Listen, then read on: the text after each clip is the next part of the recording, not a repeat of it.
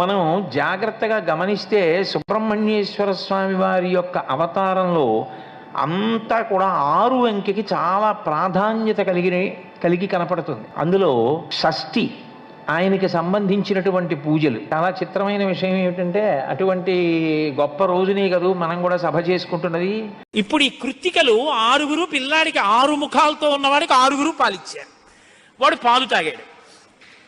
పుత్రస్త్రైలోక్య విఖ్యాతో భవిష్యతి న సంశయ. కార్తికేయుడని మేం పిలవడం కాదు, 3 లోకాల్లో పిలుస్తారు ఈ పిల్లాన్ని. సరేనా అన్నారు దేవతలు. అప్పుడు వాళ్ళు పాలిచ్చారు. కాబట్టి కార్తికేయుడు అగ్నిలో శివవీర్యం చాలా కాలం నిలవ ఉంచబడి అగ్నిహోత్రుడు గంగలో ప్రవేశపెట్టాడు కాబట్టి పావకి. శరవణములు అంటే రెల్లు దుబ్బుల్లోంచి పుట్టాడు కాబట్టి శరవణ భవ. ఈ సుబ్రహ్మణ్య భక్తి ఉంది చూశారు, పరమ చమత్కారమైంది. అది అలవాటు పడాలి. కానీ అసలు పార్వతీ పరమేశ్వరుల ఇద్దరి అనుగ్రహం కలిగిపోతుంది. ఎందుకంటే వాళ్ళిద్దరి సమాగమ స్వరూపమే ఆయన.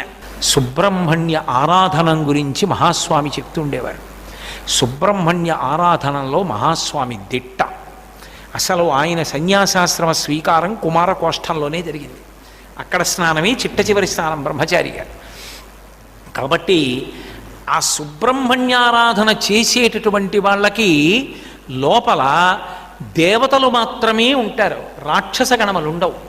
రాక్షస గణములు లేని కారణం చేత, దేవతలే ఉన్న కారణం చేత వాళ్ళ కర్మానుష్ఠానం అంతా పరమభక్తి తత్పరతతో నిండిపోతుంది, పరమధార్మికంగా ఉంటారు.